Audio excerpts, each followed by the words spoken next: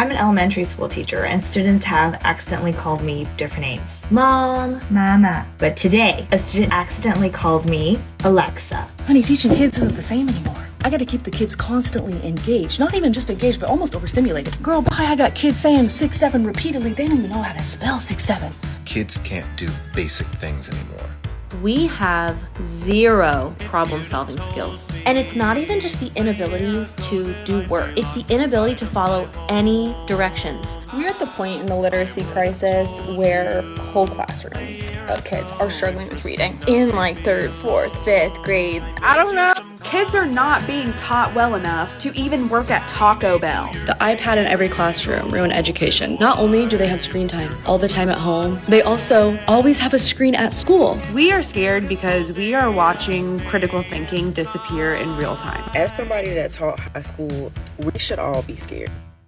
Every generation has had its defining threat to overcome, right? Boomers were worried about nuclear war, millennials are worried about climate collapse, Gen Z grew up surrounded by existential instability, and Gen Alpha will have super intelligent AI nipping at their heels, threatening to destroy humanity. Still, each generation has done their best to suppress these threats. Boomers implemented treaties to prevent the spread of nuclear weapons, millennials healed the ozone through banning plastic straws, Gen Z is still working on it. And when it comes time, Gen Alpha will confront the AI threat head on using grit, critical thinking, and sheer determination, right?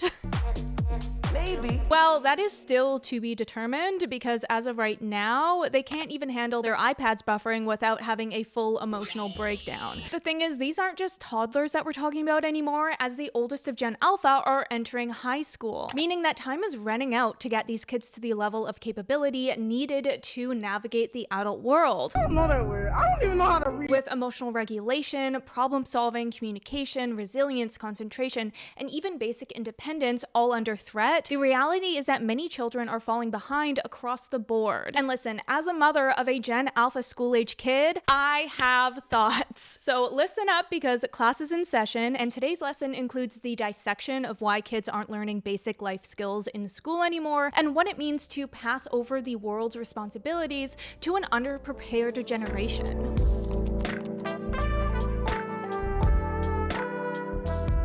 So if you've been wondering, kids' behavior in the classroom has only continued to deteriorate since we last talked about this, and that's despite the fact that there's been growing awareness and press coverage over this issue over the past few years, which you would expect to help redirect the efforts of parents and caregivers. Alas, we haven't seen any noticeable progress forward. In fact, certain aspects are only getting worse. All across the country, we got teachers saying the same thing, that these kids are not in the level or on the level of the grade that they're in, that their handwriting is crazy, that they have zero retention and zero access to imagination. They will practice a subject or a skill the whole week, and then when it comes to testing, the children draw a blank. They don't know. They don't know what they're supposed to do. National test scores highlight this urgency. The latest results from the National Assessment of Education Progress reveals low in English and math at grades 4, 8, and 12. The scores show that 1/3 of high school seniors lack basic reading skills. That's right, Gen Alpha has entered high school and is bringing the grade point average down with them. And so the same kids who suffered through school from home during COVID in their early years are still moving up grades without catching up. And why is that? Well, first of all, Gen Alpha's behavior is still as unhinged as ever. I think you guys are misunderstanding the types of behaviors that I'm talking about. I'm not talking about like a student throwing a temper tantrum.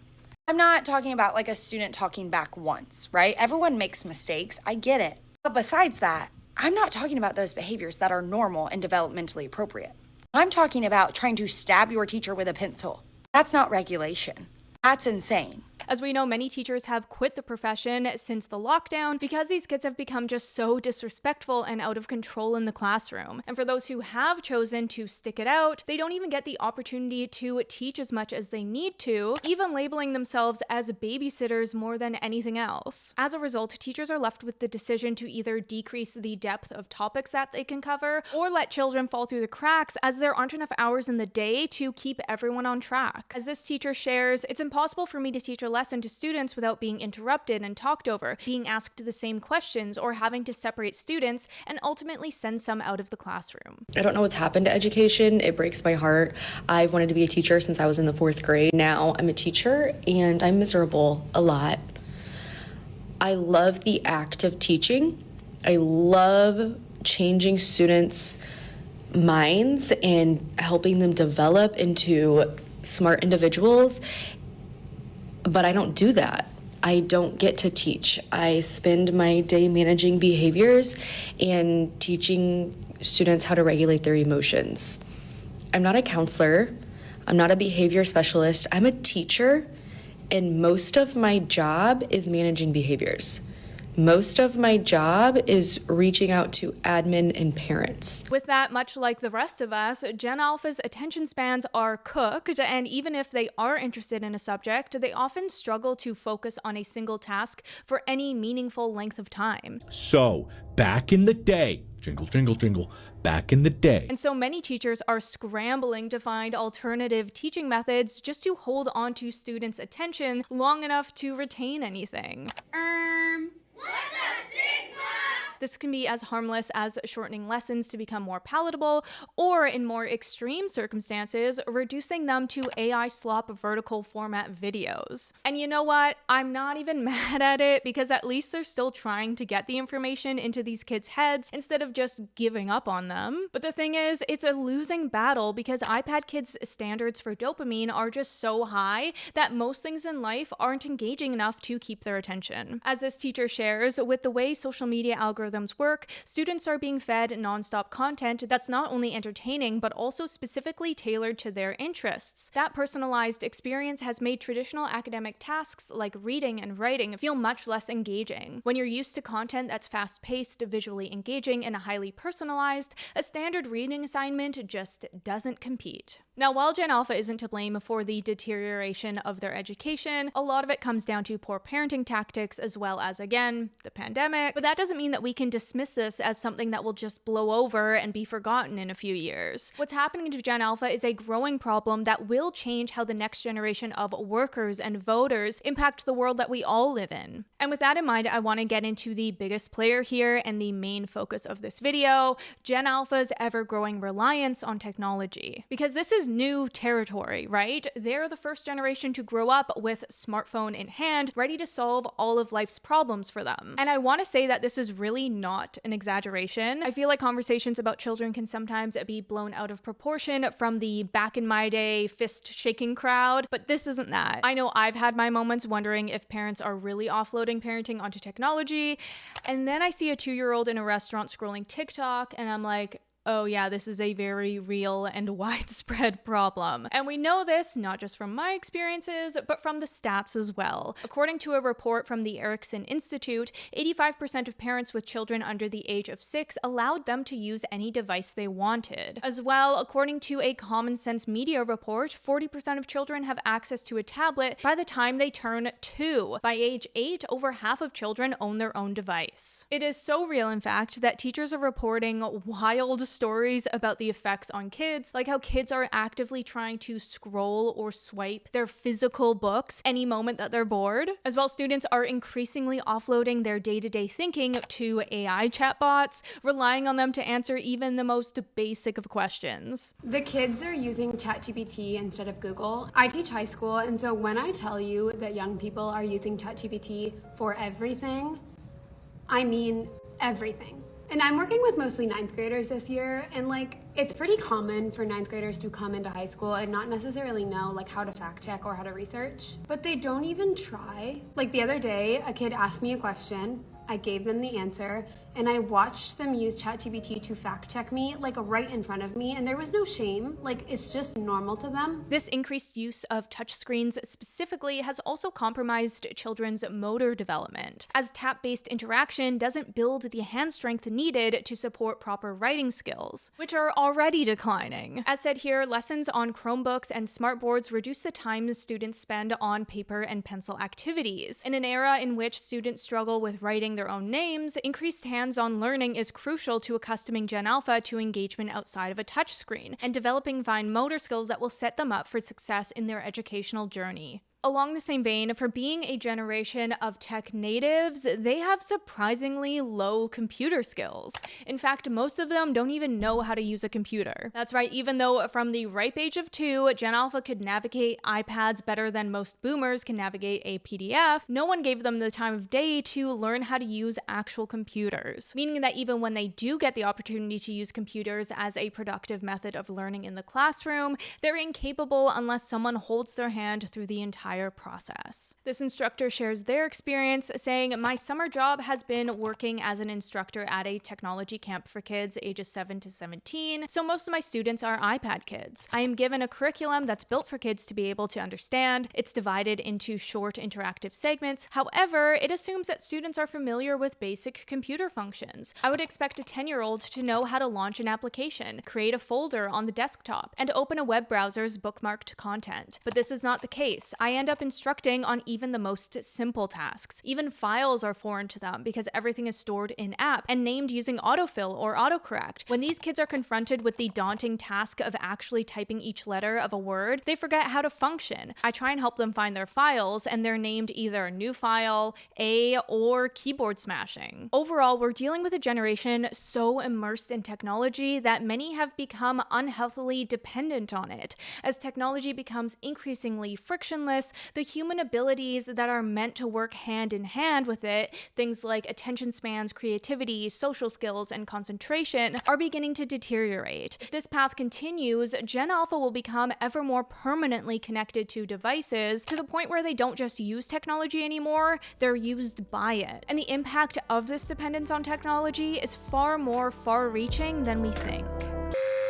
Okay, question for you. Do you ever feel like you are more anxious or sensitive than other people? Or find yourself thinking, why can't I just let this go? Why do I spiral over things that everyone else seems to brush off? Well, a ton of people go through life feeling that way. And even though they might really be struggling, they figure that this is just the way I am. But sometimes what's going on is actually OCD. And I know that's probably not what you were expecting, because a lot of people don't even realize they have OCD because of the stereotypes around it, making it seem like it's all about being organized. But real OCD is very different. It's serious, overwhelming, and exhausting, which is why I've partnered with NOCD to clear up what OCD really is and hopefully help people who might be unknowingly struggling with it.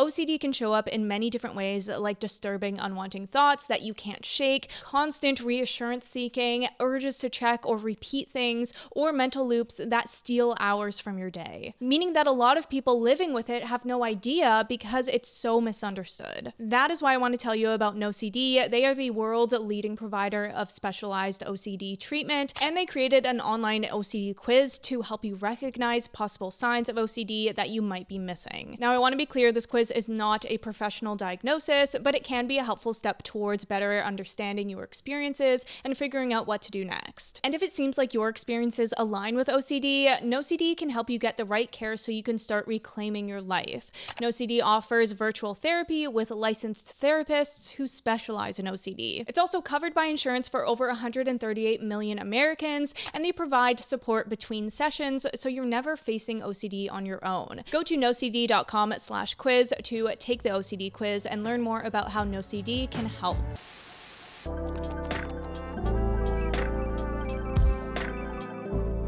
One of the biggest side effects we're seeing from Gen Alpha's screen addiction is delayed emotional development, as they tend to suppress any bad emotion with cocomelon or vegetable dancing videos. Can you put one of those videos behind me? The veggie do you know this, Tara? There's like dancing vegetables. I know stuff. Really? Because what else do you think happens when children are taught to turn to screens whenever life becomes boring, frustrating, or stressful? As this parent shares, my son, Gen Alpha, was upset the other day due to an incident in school. He refused to share it with me despite repeated asks, and he was sulking. I stopped and just sat next to him. He said, "Let me watch TV, I will feel better." When they argue and fight with parents, friends, or when they are restless, fragile, or overwhelmed, they just reach out to the numbing glow because they don't know how to process overwhelming emotions. We see this all the time, right? A child is screaming in the grocery store, so a mom throws a screen in front of their face. And I hate to say it, but I'm not necessarily mad at this all the time because I feel like there's some nuance here. I know you're expecting me to say iPads are the devil, which I do feel that way, but I do have some empathy and understanding for parents who use them. Hear me out. In a world where parents are often left to navigate parenthood without much of a village to support them, I personally don't think it's a big deal if they pull out their phone to prevent their toddler from screaming in the grocery line or to survive the last 10 minutes waiting for the bill at a restaurant when their kids are completely exhausted and barely holding it together. But there's a line, right? Like if you're only ever using the screen anytime your child is emotional, then they're losing the opportunity to learn to process those feelings. With that, I'm also not judging parents who use screens as the only way for them to enjoy a night out at a restaurant without their 2-year-old screaming the whole time. Maybe do drinks. Hold on. Maybe next weekend. Yeah, so then she said, hold on, stay away from the screens. We're free around Christmas. Feel free to tell me if you think I'm wrong. I just feel like it's not bad if used selectively. But as kids grow up, we need to put the screens away because your 5-year-old should be able to sit in the dentist waiting room without an iPad. Because if you overdo it, you end up with research studies with 10-year-olds saying if you're in a bad mood, you just go on your phone and then you feel better. You can scroll to a funny video and forget about the sad stuff. And this is exactly why Gen Alpha has such bad attention spans. We're seeing kids constantly needing more and more stimulation to stay engaged, to the point that many can barely tolerate anything slower or low stimulation anymore. When I was in high school and you got to watch a movie, that was electric. You didn't care what movie. You didn't care what you had to do after. You got to watch a movie. We made it through 32 minutes of the movie. It's a 90. They were in here for 90. Oh, and then you're going to complain that I give you a worksheet? I give you a worksheet that's time-stamped. Short answer question like that, I'm gonna stop and explain to you because you can't even concept the movie because you can't. This plays out in the classroom exactly how you would expect it, where kids can't sit still. The Gen Alpha literacy crisis isn't just about failing grades or a drop in standardized test scores. It's about how an entire generation is losing the ability, stamina, and desire to read novels that shape their lives. How they won't be able to function in a world with menus, manuals, and memos. How their imaginations are being stunted so they can't create worlds in their own minds, since they prefer unimaginative worlds made for them on a screen. Honey, teaching kids isn't the same anymore. It's just not. Used to be kids would listen to teachers simply because they were teachers. That was the respect of it all. Now, no, honey. I gotta keep the kids constantly engaged. Not even just engaged, but almost overstimulated. The candy isn't even working anymore. Giving out candy for positive reinforcement doesn't even work anymore. They don't care about that. Girl, I'm using chimpanzini bananini just to get my kids' attention, just so they'll look at me. Hello, hello. Girl, bye. I got kids saying 6-7 repeatedly. They don't even know how to spell 6-7. Catching me doing this mid-lecture. Just to see if they're paying attention. You watching? Hello, we there? Girl, it's so bad now. It's so bad. Going further, researchers are finding that Gen Alpha is following Millennial and Gen Z's trend of mental health deterioration. We're talking anxiety, ADHD, and depression, all spiking and impacting students' ability to succeed in the classroom. And we know this to be a result of the increased screen time, as the amygdala, involved in emotional processing and motivation, has been shown to shrink in volume and size with increased scrolling and screen time. But we also can't just outright take away the devices either without dealing with a whole other realm of issues, because these are real addictions we're talking about, meaning that kids go through withdrawal as they're so unfamiliar with their own emotions. Day 2 without your iPad. How's it going, Joe? Apple Patch. A University of Washington study found that 22% of screen time transitions evoked a negative reaction from children under the age of 5, while another study from Brigham Young University found that of children ages 2 to 3 using screens, 93% of parents reported their toddler at least sometimes throws tantrums or whines when transitioning away from media. And so, of course, children aren't going to be well regulated in school when they aren't well regulated in any area of their lives.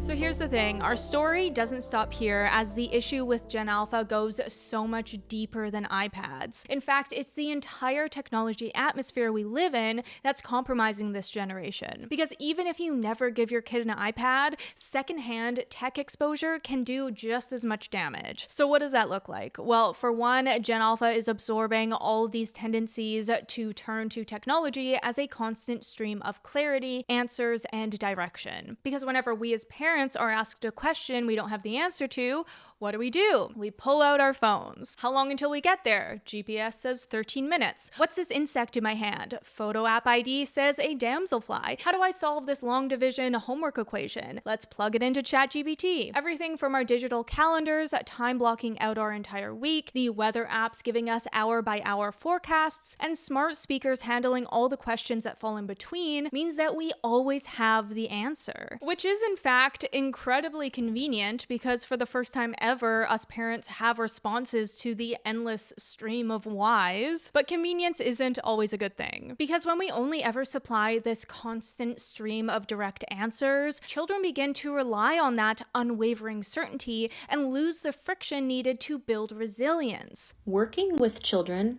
has ruined my passion for working with children. So for context, I work in lower elementary. We have zero problem-solving skills.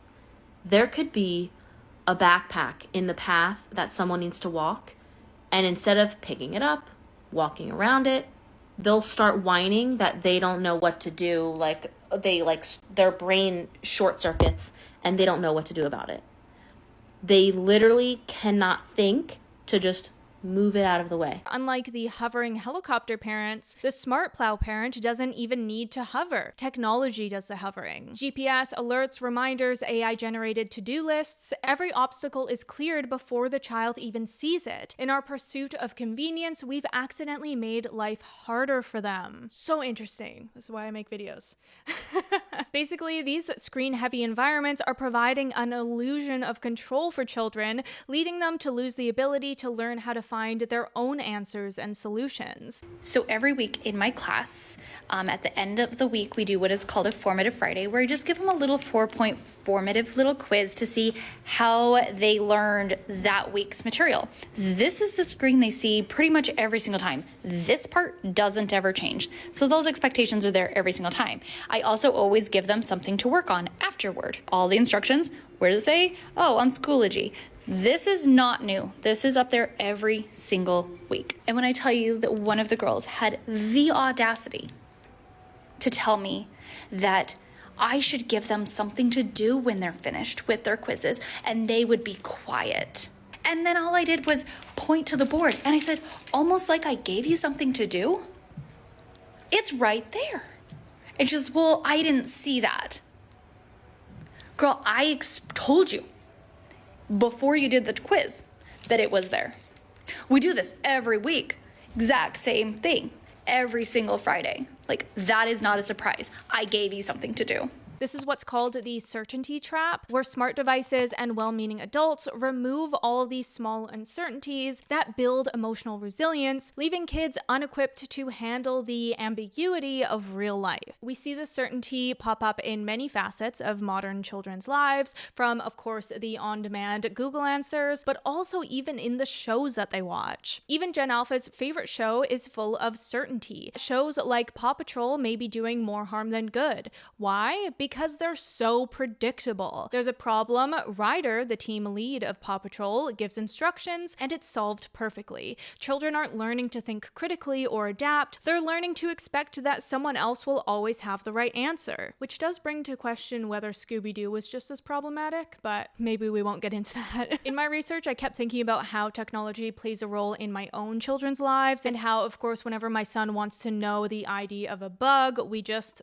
look it up. Why wouldn't we, right? And I never thought twice about it because it's good to learn together. But without realizing it, I taught him that that's the only way to find answers. And this has already come up, as just the other month he was playing pretend fishing in the backyard and kept saying what fish he was reeling in, like a blue fish or an orange fish. I don't think he actually said any real fish names, but that's besides the point. Because then he pulled in one that he didn't know and he said, "Don't worry, I'll look it up on my phone," and proceeded to pull out an imaginary phone to look it up on. Now, in the moment, I knew that that didn't sit well with me, but I didn't know why. And now I do, because he's learned that this is the default for any unknowns that come his way. And this is having real effects in the classroom as well, and is arguably the biggest problem holding children back because they don't have the cognitive ability to think for themselves. This is even impacting the brightest of students who are struggling with not knowing how to proceed when you just don't know. I found this Reddit thread of teachers sharing their experience with this and what they think are the biggest real-life skills that students are struggling with. One of them saying giving up when something doesn't come immediately, asking questions immediately, not reading directions. As well, organizational skills. I can guarantee that I'll get 20 emails at 11 p.m. the night before a deadline. There are only a handful of kids in every grade who are organized. Lastly, one says reading directions. Even my smarty pants students don't do it. This morning for the kids' warm-up, they had to copy a sentence twice. Within a matter of 5 minutes, I had over 5 questions asking me to re-explain what was going on. And then one student, actually, I had to go up to and say, "Hey, why are you not writing anything?" He goes, "Well, I don't really know what to do here." I said, "Well, you write the sentence twice." He says, "So I have to fill up all the lines that are left?" "No, you just have to write the sentence twice." He goes, "What do you mean?" "You copy that sentence word for word twice." "Okay, so I only have to copy the sentence down 2 times. "Yes." And I do it in these lines. Those are the only lines you have.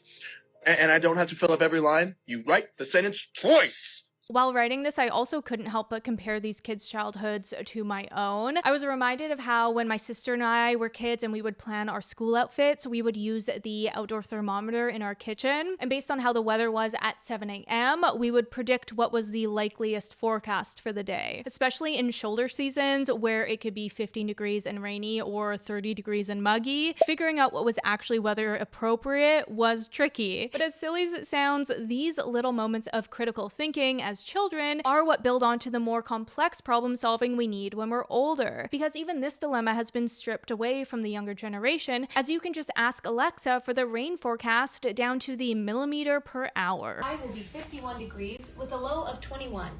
So we are unintentionally raising kids who can't handle the unexpected. And as you can expect, this is a major contributor to Gen Alpha's rising anxiety, because the less uncertainty they face now, the more anxiety they feel later. As said here, anxiety is often triggered by uncertainty. As Nature Review's neuroscience notes, the brain's anxiety response is directly tied to how well we can tolerate the unknown. And if we're never exposed to the unknown, we never learn how to cope. That's the trap Gen Alpha is falling into. They aren't just being helicopter parented, they're being certainty parented. This is what needs to be reintroduced into childhood, because learning itself is built on discomfort, and children need experience in that in order to succeed in school. We grew up where we still had to research things. Like, does anybody remember JSTOR? Actually having to go into the library and look up peer-reviewed articles and figuring out how to put the pieces of things together. Media literacy, all of those things were taught to us. We remember before having the instant access to Google, and then we also remember the after, where we still had to filter our results and understand that some things are biased. And apps like this are a direct contributor to the learned helplessness of the younger generation, because that's the target demographic for these apps. If things are not spoon-fed to them as fast as they can swipe, they just think it's too hard, it's too much work, I don't know where to find it. While we all love to complain about how we don't learn anything useful in school, memorizing formulas was never the point. School is meant to teach you how to learn, how to organize yourself, and how to adapt to high-pressure environments,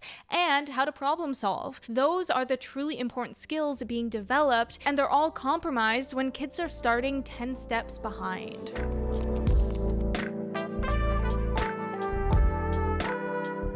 Okay, to drive this home, it's important to discuss how it all plays out in the long term. Because as you know, we're not just dealing with a generation that can't read at the 4th grade level, but a lack of critical thinking skills that will follow these kids through high school into the adult world. The first concern I have is how this deficiency will only amplify their over-reliance on AI as they grow up. Side note, I also have this growing fear that Gen Z and millennials will be the last and only generations to be skeptical of AI. It was the architects of artificial intelligence. Interesting.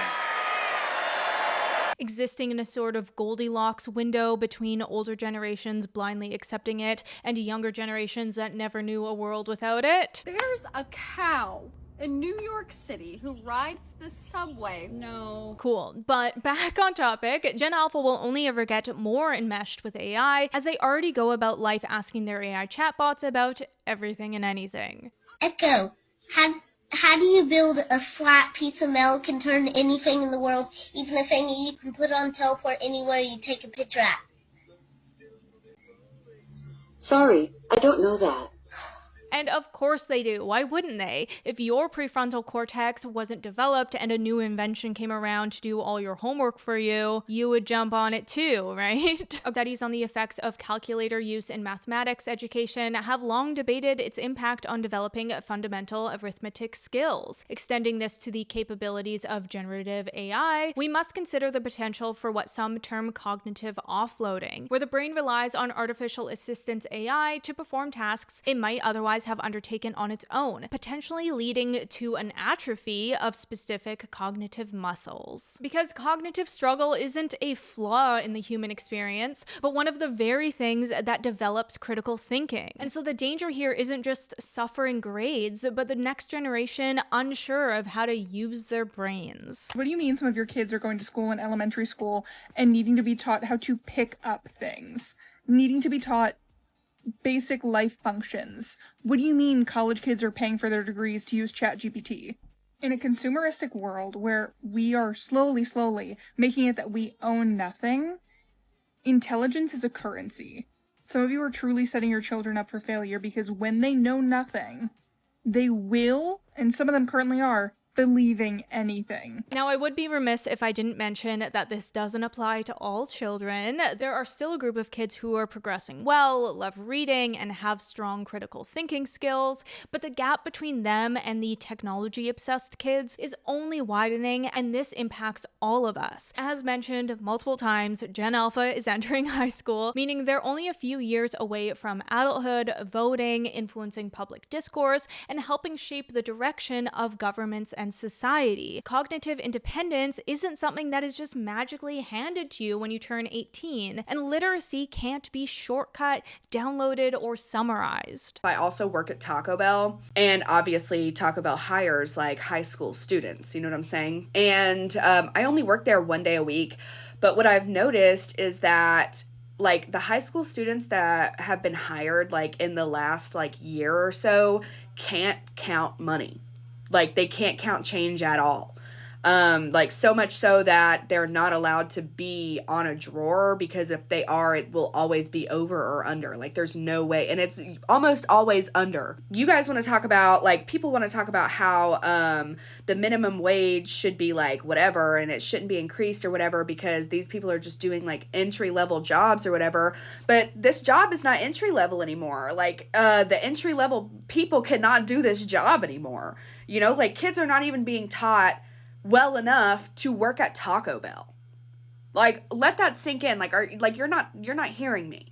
Kids are not being taught well enough to even work at Taco Bell. Early years development is crucial to long-term development. Too many studies have been done to show how important that time is for young minds. Parents need to understand it's their job to teach their children. Teachers are there for academic endeavors, which is getting harder when the children in the class can't write their own names. And this is the crux of this video, that we're raising a generation that will potentially lead to the downfall of humanity. Because as these kids grow up, they become responsible for navigating some of the most volatile times between super intelligent AI on the horizon, authoritarian governments taking over, irreversible global rising temperatures, and much more. The urgency cannot be underemphasized that we need to raise a generation with the capability of moral reasoning, long-term thinking, skepticism, political judgment, philosophical debate, and the ability to think through unintended consequences. Because if Gen Alpha only ever relies on AI summaries and spoon-fed answers,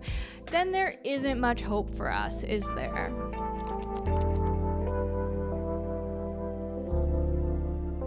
Okay, final thoughts. So if you are a parent watching this and you're looking for one thing to take away from this video, it is that you should get off your phone. Not just because you're setting an example of screen addiction, but because when you do get off your phone, then you're forced to teach kids how to find alternative solutions in life. I also think it's important to practice micro age-appropriate challenges with your kids to build their resilience. I heard a parent say that they had their 3 Gen Alpha kids navigate them through an airport to their flight, while obviously a slower process, taught these kids invaluable lessons. My last little important note to end on is that it's important to normalize I don't know. Let your kids hear you say it and also let them feel the unknown. And for examples like when my son and I were unsure about a bug he found, sometimes you should take the long analog route to find the answer. Whether it's searching in the nature books that you already have in your house or doing the trip to the library to look it up. Both offer skill building answers instead of quick empty ones, and you can be damn sure that these kids will remember the ID of that bug next time because they went through so much to get the answer. That is all I have for you today. Make sure you subscribe if you like my video essays and check out the merch. All the proceeds go to the Essay Foundation, and I wish you a day of being your own chatbot, if that makes sense. I don't know. Okay, bye. I've got a question for you. What's heavier, a kilogram of steel or a kilogram of feathers? That's right, it's a kilogram of steel, because steel is heavier than feathers. What do you mean? They're both a kilogram. But steel's heavier than feathers. I know, but they're both a kilogram. What?